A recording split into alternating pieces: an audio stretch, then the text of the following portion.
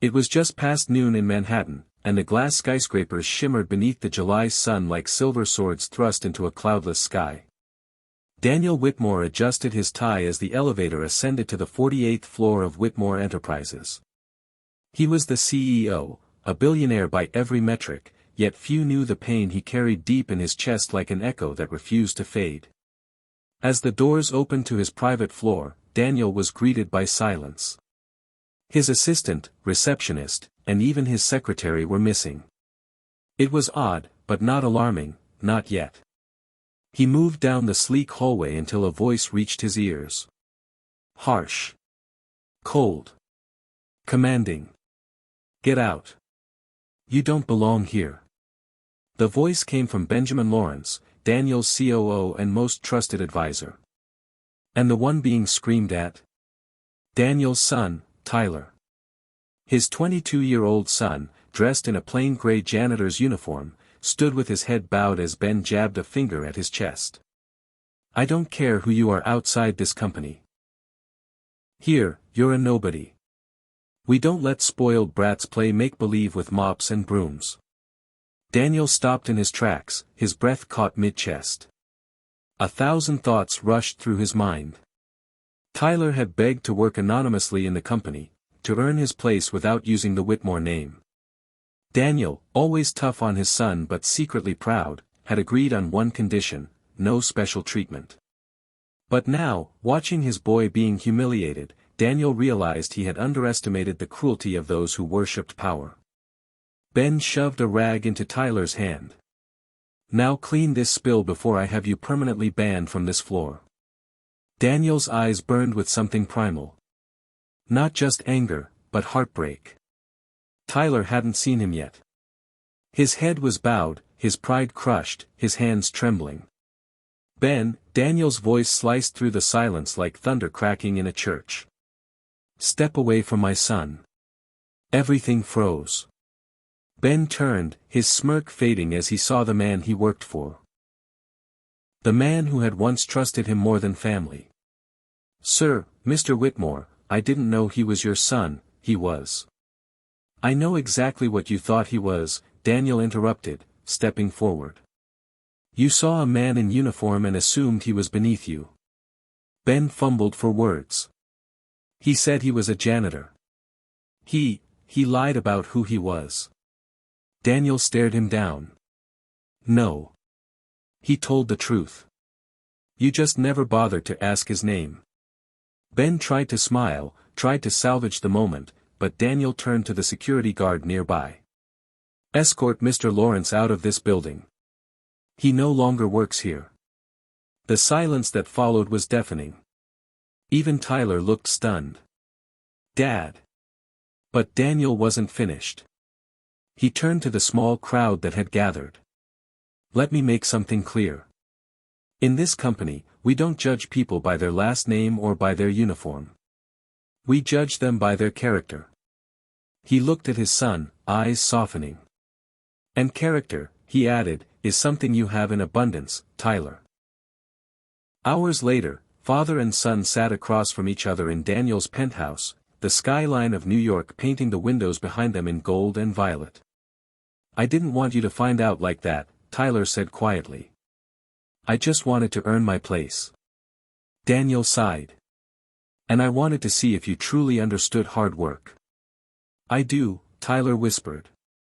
And I also understand something else now, what it feels like to be invisible. Like the people who serve us every day. The janitors. The drivers. The doormen. The cashiers. Daniel looked at his son, truly looked at him, and for the first time in years, saw a man instead of a boy.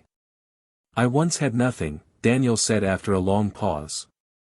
Your grandfather worked 3 jobs just to keep us fed. I swore I'd build an empire so my children wouldn't suffer like I did. But somewhere along the way, I think I forgot to teach you the value of humility. You reminded me of it today. Tyler blinked. You're not disappointed in me? Daniel chuckled, eyes moist. I've never been prouder. Over the next few weeks, everything changed at Whitmore Enterprises. Daniel began an internal initiative, Project Dignity. Every executive was required to spend 1 week a year in entry-level roles within the company. From mopping floors to answering customer complaints, no one was exempt. Some protested. Most grumbled. But what they gained was something no MBA could offer: empathy. Meanwhile, Tyler didn't ask for a promotion. Instead, he asked to work in human resources, developing programs that would ensure better treatment of lower-level staff, mental health support, and scholarship funds for employees' children. The media picked up the story. Billionaire fires top exec for mistreating janitor, who was his own son, made national headlines. But Daniel refused interviews. This wasn't a PR stunt, he told the board. This was a father learning from his son. 1 year later, on a snowy December evening, Daniel walked into the newly built Whitmore Community Center in Brooklyn, a state-of-the-art facility offering education, meals, job training, and shelter to those in need. Tyler stood at the entrance, greeting guests. "Back to janitor duty?" Daniel teased, seeing a mop nearby. Tyler smiled. Someone spilled cocoa in the kids' corner. Daniel put a hand on his son's shoulder. "Let me help." And side by side, Billionaire and son wiped the floor clean, not just of chocolate, but of pride, ego, and every ounce of separation from the people they now swore to serve. Epilogue. Weeks later, a woman wrote a letter addressed to Daniel Whitmore. She had once worked as a cleaner in his office. She described how her son, who had cerebral palsy, now received free therapy and education at the Whitmore Center. She ended her letter with these words: "I used to think rich men had no hearts. You proved me wrong. Thank you for reminding the world that kindness still exists." Daniel framed the letter. Not in his office, but in the entrance of the community center. So every person who walked through the doors would remember. That true greatness isn't measured by the skyscrapers you build, but by the hearts you lift along the way. Sometimes, life teaches us the most powerful lessons not through grand victories, but through quiet moments of pain, humility, and reflection. You may have everything: wealth, power, status, but if you lose the ability to see the humanity in others, you've truly lost everything. Kindness is never weakness. Humility is not surrender. And the way you treat those who can do nothing for you speaks louder than any title or bank account ever will.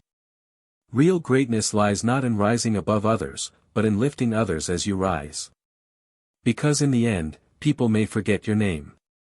But they will never forget how you made them feel. Yellow Heart. Let your success be built on respect. Let your legacy be built on compassion. And let your heart always remain open, to learn, to love, and to change.